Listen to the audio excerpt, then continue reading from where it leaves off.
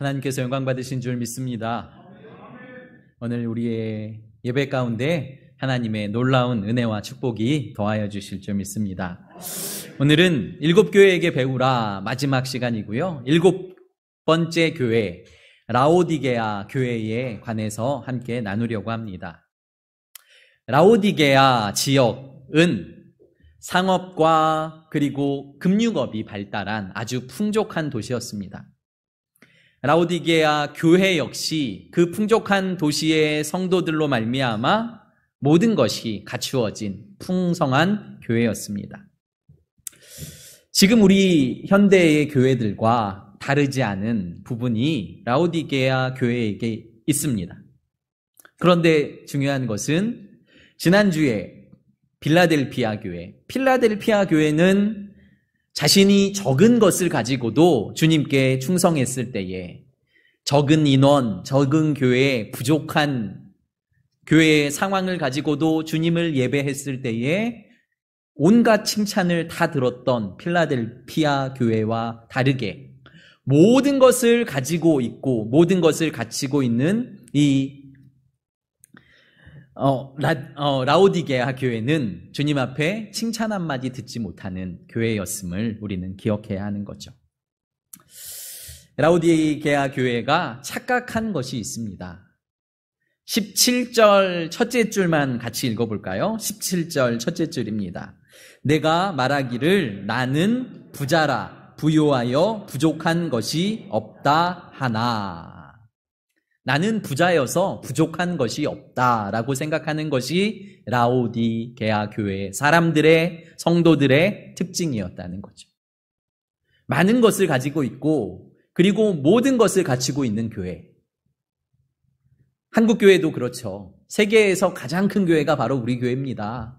우리 교회는 1,000억을 지어서 건물을 지었습니다. 1,000억이 넘는 돈을 들여서 건물을 지은 것. 그리고 우리 교회는 10,000명이 모입니다. 10만 명이 모입니다. 우리 교회 목사님은 누구누구입니다. 말만 하면 알아듣는 모두가 알만한 교회. 그런데 그 교회를 주님께서는 칭찬하신 것이 아니라는 거죠. 그러면 큰 교회, 많이 모이는 교회는 다 하나님이 싫어하시는 교회야 라고 또 생각하시면 안 되고요. 그 교회도 그 교회의 나름대로의 하나님이 계획하심이 있겠죠. 분명한 것은 크고 작은 것이 문제가 아니라 하나님의 말씀대로 살아가느냐, 하나님의 말씀대로 행하느냐, 하나님의 말씀대로 예배하고 섬기느냐가 주님의 칭찬을 듣느냐, 주님의 책망을 듣느냐의 잣대가 된다는 것을 우리는 기억해야 합니다. 라오디게아 교회는, 그 지역은 우선 양모 산업과 금융업이 발달했습니다. 양을 길러서 그 양털을 가지고 양모 산업이 발달했기 때문에 아름다운 천을 가진 아름다운 옷을 입은 사람들이 많았다는 거죠. 교회에도 아름다운 옷을 입고 그리고 많은 헌금을 드리고 교회 건물도 삐까번쩍한 그 교회. AD 60년에 그 라오디게아 지역에 큰 지진이 일어났대요. 그 지진으로 말미암아 도시가 폐허가 됐는데 로마의 정부가 그 소식을 듣고 우리가 도와주겠다라고 나섰는데 라오디게아 그 시에서 거부했답니다. 우리도 충분히 일으킬 수 있습니다. 그러니까 그 시민들이 내는 세금만 가지고도 충분히 그 무너진 도시를 일으킬 만한 대단한 지역이 라오디게아 지역이었다는 거죠. 그 교회도 늘 풍성했습니다. 우리 교회가 얼마나 대단한 교회인지, 얼마나 능력이 많은 교회인지, 그리고 얼마나 긴 100년이 넘은 교회인지, 그러니까 이런 자랑을 하는 교회가 라오디게아 교회. 그러나 주님께서는 그것을 칭찬하지 않았다는 것을 우리는 기억해야 해요. 인생의 부요함이, 육체의 부요함이 영적인 부요함과 같을 수 없다라는 것을 우리는 말씀을 통해서 바라보게 된다는 거죠. 그러면 라오디게아 교회를 향한 주님의 평가는 무엇이었을까 우리는 보아야 하죠. 첫 번째로는 라오디게아 교회는 미지근한 교회였다라고 주님께서 말씀하십니다. 15절, 16절 말씀 같이 읽어볼까요? 내가 내 행위를 아노니 내가 차지도 아니하고 뜨겁지도 아니하도다. 차든지 뜨겁든지 하기를 원하노라. 내가 이같이 미지근하여 뜨겁지도 아니하고 차지도 아니하니 내 입에서 너를 토하여 버리리라. 아멘. 그 대단한 라오디게아 교회를 향하여서 예수님이 하시는 말씀이 내가 너를 토하여 버리리라. 너는 뜨겁지도 않고 차지도 않은 너를 내가 토하여 버리리라. 그 지역에는 물이 좋지 않았답니다. 물이 많지 않았답니다. 그래서 그 인근 지역에 있는 골로새 교회 있잖아요. 골로새 지역이 그 지역에 그 옆에 있었고, 또한 히에라폴리스라는 지역이 그 옆에 있었답니다. 돈은 많으니까요, 수로 작업을 하여서 그 지역에서 물을 끌어왔는데, 히에라폴리스라는 지역은 온천으로 유명한 지역, 그러니까 아주 뜨거운 물을 그곳으로 공급받는 거죠. 그리고 골로새 지역에서는 아주 차고 맑은 물을 공급받았다고 합니다. 히에라폴리스 지역에 그 온천물을 공급받는데, 처음에는 뜨겁게 시작했던 물이 라오디게아 지역까지 오게 되면 다 식어버리고 마는 겁니다. 그래서 미적지근한 물이 되는 거예요. 그곳에 또한 석회들이 희석돼 있어서 그 미지근한 물을 잘못해서 마시는 날에는 누구도 토하지 않고는 버틸 수 없는 물이 바로 그 히에라폴리스 지역에서 오는 온천의 물이었다는 거죠. 주님은 그것을 분명히 아셨고 그 지역에 있는 그 교회 성도들에게 말씀하시는 거죠. 뜨겁든지 차갑든지 해라. 너희가 뜨겁지도 않고 차지도 아니하면 내가 뱉어버리겠다라고 주께서 말씀하시는 것입니다. 예수 그리스도로 뜨거운 마음, 그리고 예수 그리스도로 그의 말씀으로 차가워진 머리를 가지고 우리는 신앙생활을 해야 하는데, 그의 부함이, 그의 많음이 그를 뜨겁지도 않고 차갑지도 않은 미지근한 인생, 내가 지금 가진 것으로도 충분해, 나는 이 정도로 만족해 라고 생각하는 그러한 신앙의 상태를 가져오게 되었음을 우리는 기억해야 합니다. 나는 부자가 아니니까 괜찮아요 라고 말하는 성도들이 계실지 모르겠지만, 주님 안에서 그의 신앙과 그의 상황을 주님께서 분명히 바라보시고 우리의 미지근한 상태를 책망하신다는 것을 우리는 기억해야 합니다. 주님께서 이 대단한 라오디게아 교회를 향해서 너는 사실 가난한 교회야 라고 말씀을 하세요. 17절 말씀도 읽어보겠습니다. 시작. 내가 말하기를 나는 부자라. 부요하여 부족한 것이 없다 하나 내 곤고한 것과 가련한 것과 가난한 것과 눈먼 것과 벌거벗은 것과 알지 못하는도다. 아멘. 세상으로 보면 모든 것을 다 가진 교회, 아름답고 대단한 교회, 그런데 영적인 눈을 가지신 주님이 보시기에는 그들은 가난한 교회, 헐벗은 교회, 그리고 아무것도 없는 교회였음을 주님께서 지적하고 계십니다.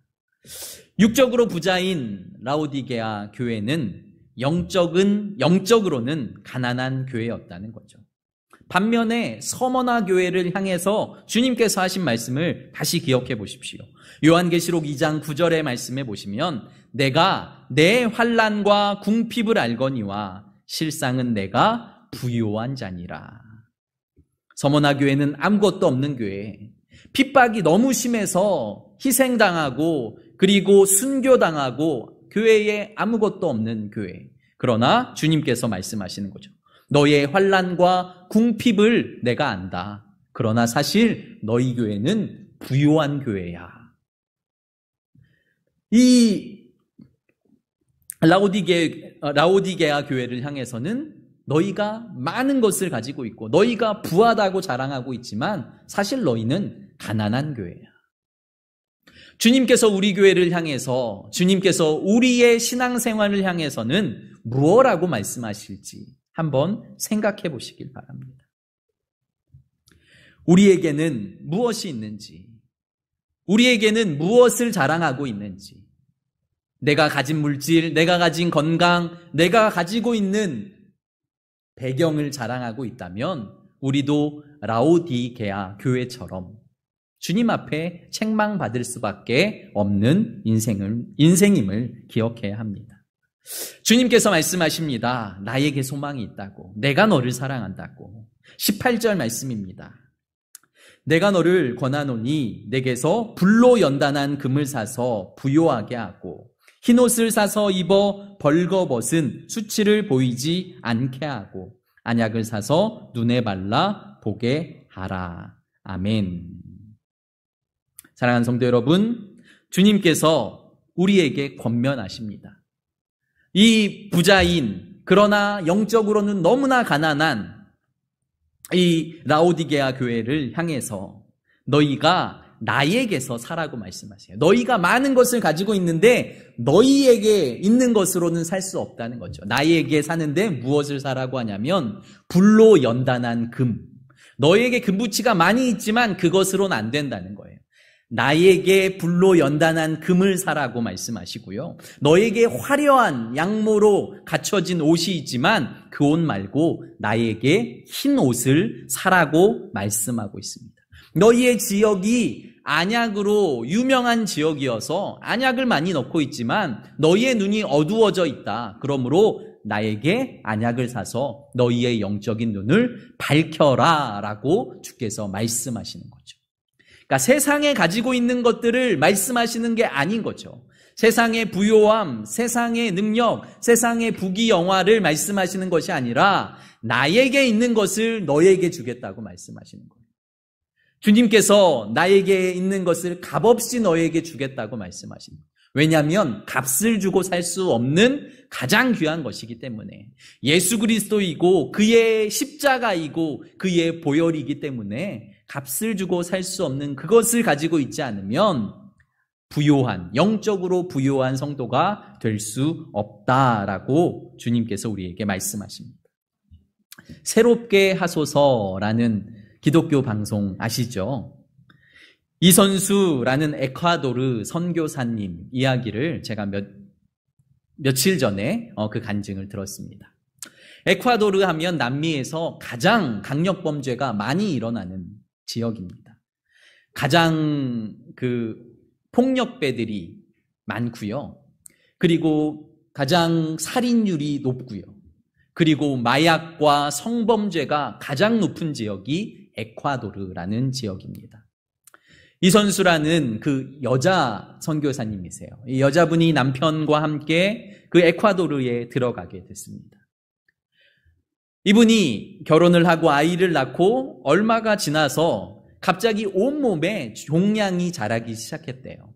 온갖 내장과 장기들의 종양이 자라기 시작해서 그러니까 내장을 다 잘라내고 그리고 매년 수십 개의 종양을 떼어내는 일들을 계속해야 되는, 그럼에도 통증이 발견될 때마다 마약성 진통제를 맞지 않으면 견딜 수 없는 그 상황. 그런데 주님께서는 그 상황을 낫게 하시지 않고 그에게 에콰도르 선교사로 헌신하라는 감동을 계속해서 주셨다는 거죠. 에콰도르 선교사로 가기로 작정을 하고 그 나라에 갔는데 말도 안 되는 그 참담한 현실들을 경험하게 되는 거죠. 주님, 그러면 내 병이라도 낫게 해주십시오 라고 기도하는데 주님께서 아니라고 바울에게 말씀하셨듯이 너의 은혜가 족하다고 말씀하시면서 그곳에서도 의료시설이나 한국보다 턱없이 모자른 그 상황에서도 아픔이 있으면 병원에 달려가야 하고 또한 마약성 진통제를 맞아야 하고 또 몸이 좀 괜찮으면 다시 선교하는 일을 반복했다는 거죠. 그러면서도 하시는 그 선교사님의 고백이 에콰도르로 한번 와보세요. 얼마나 좋은지 몰라요. 하나님이 그곳에서 역사하고 계세요 라고 말씀하시는, 그의 아들이 미국에서 유명한 호텔의 요리사로 일하고 있는데 어머니 아버지에게 하루는 전화를 해서 어머니 아버지, 엄마 아빠, 내가 엄마 아빠를 지켜보고 있다고. 엄마 아빠가 어떻게 선교사의 길을 가고 있는지 내가 지켜보고 있으니까 잘 가세요. 잘 가시면 나도 그 길을 따라갈 거예요. 라고 말씀하신. 너무 참담한 현실, 가장 충격적인 일이 그 선교사님이 어느 가정을 방문했대요. 근데 그 가정의 아버지가 마약에 취했겠죠. 그의 4명에 있는 딸을 다 성폭행하고 그리고 다 더럽혀 놓은. 그러면서도 경찰은 가족 중에 누가 신고하지 않으면 우리는 잡아갈 수 없어요 라고 말하는 그 현실을 바라보며 너무 가슴 아파했다는 거죠. 그럼에도 불구하고 자신의 딸들에게 전화를 걸어서 얘들아, 딸이 둘이 있는데 얘들아, 이 가장 소중한, 이 가장 축복된 길을 너희들도 다른 사람들에게 양보하지 않았으면 좋겠다라고 말했다라는 거예요.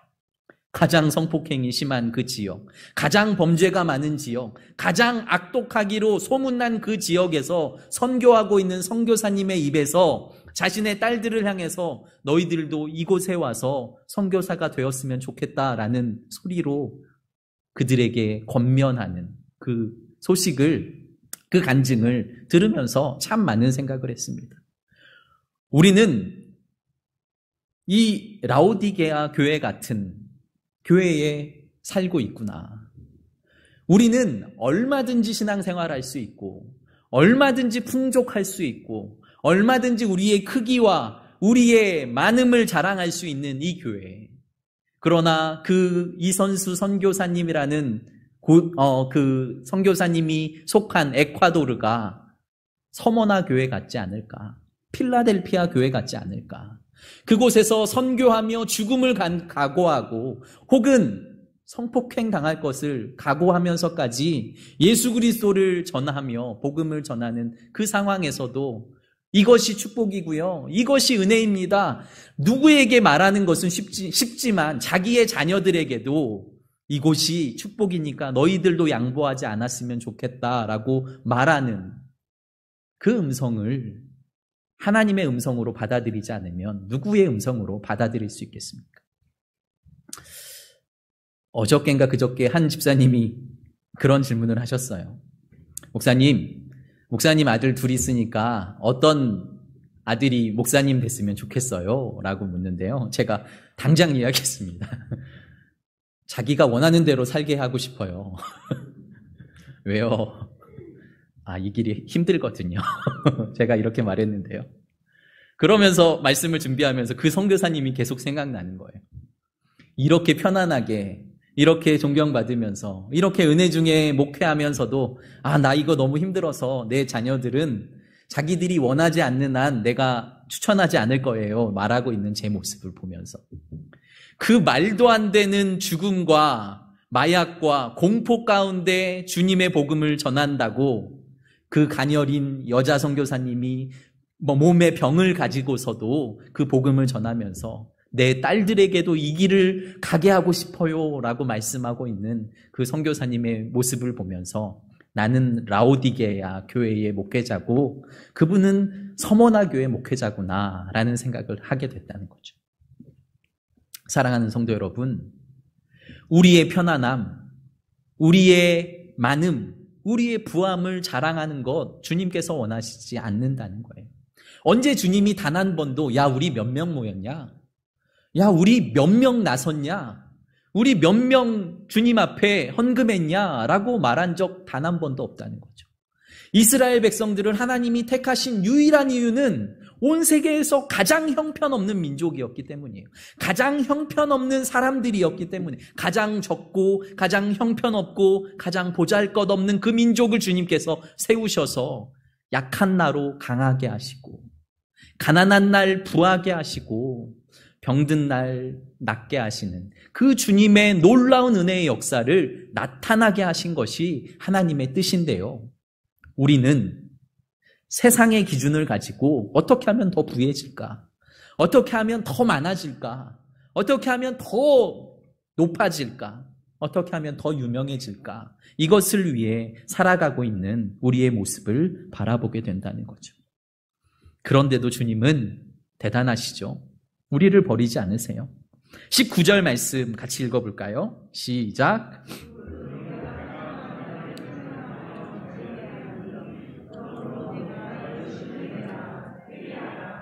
아멘. 무릇 내가 사랑하는 자를 책망하여 이르노니.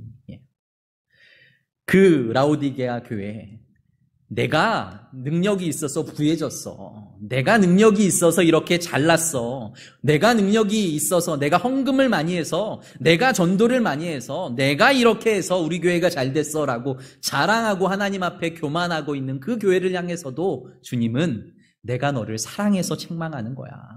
내가 너를 사랑해서 말하는 거야. 내가 너를 사랑해서 권면하는 거야 라고 주께서 말씀하신다는 거죠. 사랑하는 성도 여러분, 주님의 음성을 들으시길 바랍니다. 나를 자랑하고 나를 높이고 내가 조금만 손해를 보는 것 같아도 싸우려고 드는 우리의 심령. 그러나 주님이 나를 끝까지 사랑하시고 끝까지 붙드시고 끝까지 놓지 않으시는 그 주님의 사랑을 다시 한번 헤아려 보시는 성도 여러분들 되시기를 간절히 소망합니다. 그렇기 때문에 주님이 소망입니다. 그렇기 때문에 주님이 능력입니다. 그 말씀대로 살아가는 성도 여러분들 되시기를 소망합니다. 마지막 20절 같이 읽어볼까요? 시작. 내가 문 밖에 서서 두드리노니 누구든지 내 음성을 듣고 문을 열면 내가 그에게로 들어가 그와 더불어 먹고 그는 나와 더불어 먹으리라. 아멘. 안약을 사서 눈에 발라 보라라고 말씀하시고요. 그 다음에 볼지어다라고 말해요. 내가 문 밖에 서서 두드리노니, 그림 아시잖아요. 문 밖에 서서 두드리는 예수님. 우리는 복음을 전할 때에 그렇게 많이 말을 해요. 전도할 때에. 예수님이 당신의 문을 두드리고 계세요. 그런데 사실은 라오디게아 교회를 향해서 말씀하시는, 그 성도를 향해서 말씀하시는 말씀인 거죠. 너희 교회가 화려해. 많은 숫자가 모여 멋진 옷을 입고 많은 헌금을 드리는 너희들에게 말씀하시는 거죠. 라오디게아 교회 성도들에게 내가 문을 두드리고 있다는 거예요. 그 화려한 예배 가운데 주님이 계시지 않는다는 거죠. 그 화려한 삶 가운데 주인공이 주님이 아니라는 거죠. 아무리 많은 것, 아무리 대단한 것, 아무리 능력 있는 것을 갖추고 있을지라도 주님은 여전히 그들의 문을 두드리고 계신데 그들의 눈이 밝지 않기에, 그들의 귀가 밝지 않기 때문에 주님의 소리를 듣고 주님의 모습을 보고 문을 열지 않는 라오디게아 교회 성도들, 우리의 모습이 아닌지 우리는 돌아보아야 할 줄 믿습니다. 스스로 부자가 되어서, 스스로 능력이 있어서, 스스로 건강을 찾았다고 나는 부족한 것이 없어 교만을 떨고 있는 라오디게아 교회 성도들, 나의 모습과 성도 여러분들의 모습이 아닌지. 주님께서는 그런데 사랑하셔서 그 문도 두드리신다는 거예요. 그 교만한 성도, 그 말도 안 되는 성도, 그 말도 안 되는 목사를 향해서도 문을 두드리면서 다시 돌아오라고, 다시 말씀을 사모하라고, 다시 은혜 안에 머물라고 주께서 우리의 문을, 마음의 문을 지금도 두드리고 계신다는 것을 기억하시길 바랍니다. 성도 여러분, 마음의 주인이 예수 그리스도가 아니면 지금도 여러분들의 마음의 문을 주님께서 두드리신다고 생각하시면 돼요. 아, 나는 교회 나왔으니까, 나는 하나님, 나는 주님이라고 이야기했으니까, 입술로 말했으니까 나는 천국이야, 나는 구원이야 라고 말하는 분들은 착각하시면 안 돼요. 주님께서 계속해서 말씀하세요. 주여 주여 하는 자마다 천국에 갈 수 없다고. 마음의 문을 열고 예수 그리스도를 그들의 주인으로 영접하고 그와 더불어 먹고 마시지 않으면 그와 관계없는 사람이라고 주께서 말씀하신다는 거죠. 20절 다시 보시겠어요? 저는 이 단어가 마음에 너무 들어요. 볼지어다 내가 문 밖에 서서 두드리노니 누구든지예요. 부자도 가난한 사람도, 병든 사람도 건강한 사람도 나이 든 사람도 나이가 어린 사람도 누구든지 내 음성을 듣고 문을 열면 내가 그에게 들어가 그와 더불어 먹고 그는 나와 더불어 먹으리라. 그와 더불어 먹는다는 뜻이 무엇일까요? 교제한다는 거예요. 가족이 된다는 거예요. 식구가 된다는 거예요. 같은 음식을 먹는다는 뜻인 거죠. 내가 그에게 들어가서 내가 너의 가족이 되어줄게. 내가 너의 아버지가 되어줄게. 내가 너의 어머니가 되어줄게. 내가 너의 형제가 되어줄게. 라고 말씀하시는 주님의 음성을 들으시길 바랍니다. 그러면 내가 주님을 주인 삼으면 내가 그 주님께 많은 것들을 대접해야 될 것 같은, 그리고 내가 그분과 함께 사는 그 부담감 때문에 어려워하시는 분들이 많지만 사실은 그분께 문을 열면 그 주인의 상에서 우리가 그 주인의 것을 먹고 마신다는 것을 기억해야 하는 거죠. 마지막 최후의 만찬처럼 주님이 상을 차리시고 제자들을 부르시는 거예요. 주님이 상을 차리시고 우리를 부르시는 거죠. 그리고 우리에게 주님만이 주실 수 있는 은혜와 주님만이 주실 수 있는 평강과 주님만이 주실 수 있는 축복을 받아 누리게 하신다는 거죠. 우리는 세상에서 부귀, 세상에서 영화, 세상에서 좋은 것들을 찾지만 주님께서는 세상이 줄 수 없는 부귀, 세상이 줄 수 없는 영화, 세상이 줄 수 없는 축복을 주시겠다고 약속하시는데 우리는 자꾸 세상에서 얻으려고, 세상에서 찾으려고, 세상에서 무언가 가지려고 힘쓰고 애쓰는 우리의 모습을 바라보게 된다는 거죠. 어느 목사님이 주일만 교회에 와서 예배드리고 돌아가는 성도를 이렇게 표현하더라고요. 예수님을 방문하는 거예요. 일주일에 한 번씩. 요양원에 계시는 어머니를 만나듯이. 어머니, 제가 일주일 후에 올게요. 여기 가만히 계세요. 저 따라오시면 제가 불편해요. 제가 성공하는데, 제가 돈을 버는데 세상의 방법이 아니면 힘들어요. 주님이 오시면 제 마음이 자꾸 찔리고 껄쩍지근하니까 주님은 계세요. 그러면 제가 일주일 후에 또 방문할게요. 걱정하지 마세요. 제가 어머니 잊어버리지 않아요. 일주일 후에 올게요. 라고 말씀하시는 성도들 같다고 어느 목사님이 말씀하시더라고요. 사랑하는 성도 여러분, 주님이 우리 안에 주인 되시면 매일매일이, 매시간이 분초가 주님과 동행하는 삶이 되어야 합니다. 내가 그와 더불어 먹고 그도 나와 더불어 먹고, 내가 그와 더불어 기뻐하고 그도 나와 더불어 기뻐하고, 내가 주님과 함께 동행하고 주님도 나와 동행하고, 그것이 성도의 삶이라는 거죠. 오늘날 교회들이 명성과 크기와 재정 상태와 성도의 숫자의 부요함을 자랑하고 있을 때에 주님은 영적인 눈을 열라고, 영적인 귀를 열라고, 그리고 내가 너의 안에 있는지, 너의 교회 안에 주인인지 점검하라고 말씀하시는 거죠. 사랑하는 성도 여러분, 여러분들의 마음에 주님이 계신지, 여러분들의 가정에 주인이 계신지, 여러분들의 삶 속에 주인이 예수 그리스도신지 점검하시고, 그리고 힘들지만, 고난이 있지만 주님의 손 붙들고 그 길을 걸어가시길 예수 그리스도의 이름으로 축복합니다. 아멘. 제가 여러분들과 이 찬양 나누길 원해요. 주님 다시 오실 때까지 나는 그 길을 가리라. 주님이 나의 길은 좁다고 말씀하셨고요, 나의 길은 험할 거라고 말씀하셨어요. 그런데 분명한 것은 내가 먼저 그 길 갔고 내가 먼저 승리한 길이야. 그 길 걸어갈 때 내가 네 손 잡아줄게, 내가 네 안에 거해줄게 라고 말씀하셨다는 거죠. 우리 이 찬양 부르시며 주님을 높이며 나아가겠습니다. 주님 다시 오실 때까지, 주님 다시 오실 때까지 나는 이 길을 가리라. 좁은 문, 좁은 길, 나의 십자가 지고 나의 가는 이 길 끝에서 나는 주님을 보리라. 영광의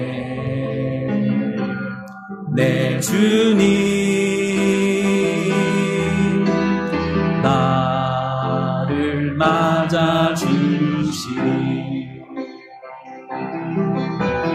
주님 다시 오실 때까지 나는 일어나 달려가리라.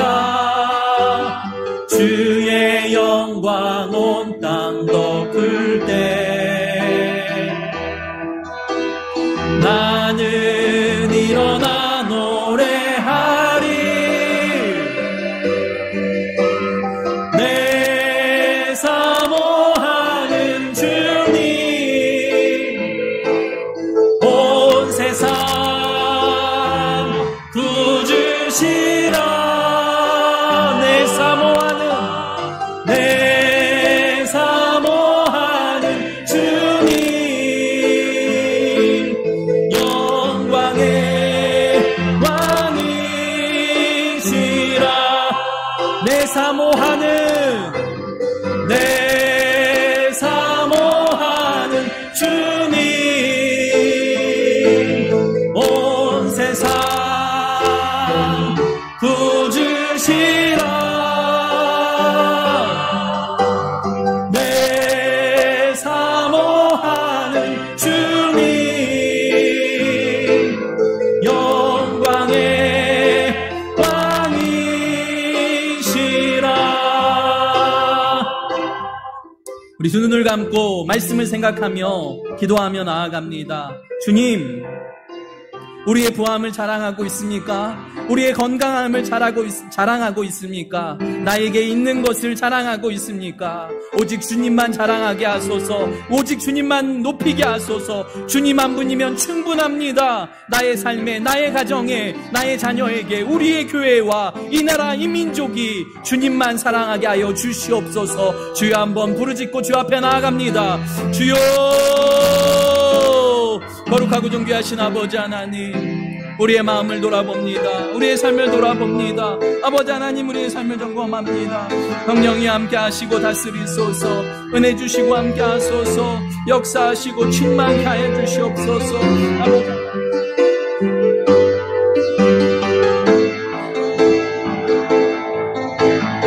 주여, 아버지 하나님,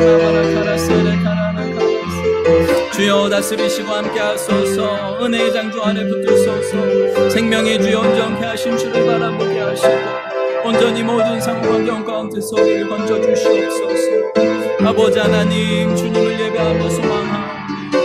아버지 하나님, 주님을 예배하며 소망하오니. 아버지 하나님, 주님을 예배하며 소망하오니. 성령의 주님께서 함께 하소서.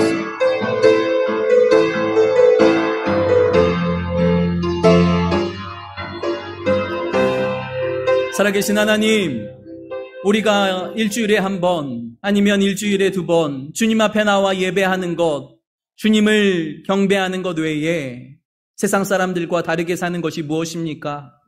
아버지, 우리의 삶을 점검하게 하시고 우리의 삶을 주님의 손바닥 앞에 올려두게 하시고 우리의 삶을 돌아보게 하여 주시옵소서. 우리의 부함을, 우리의 똑똑함을, 우리의 건강을 자랑했다면 아버지 하나님, 겸손히 주님 앞에 내려놓게 하시고 주님께서 나를 살리시고 주님께서 나에게 은혜를 베푸시고 주님께서 나에게 능력을 주셨음을 우리는 주 없이 살 수 없는 자들임을 믿음으로 고백하게 하여 주시옵소서.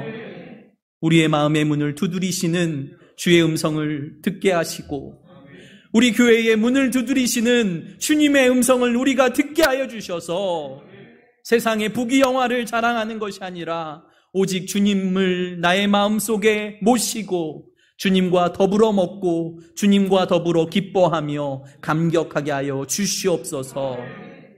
그러한 가정과 그러한 성도와 그러한 개인이 되게 하여 주실 줄 믿사오며 사랑 많으신 예수님 이름으로 감사하며 기도드립니다. 아멘.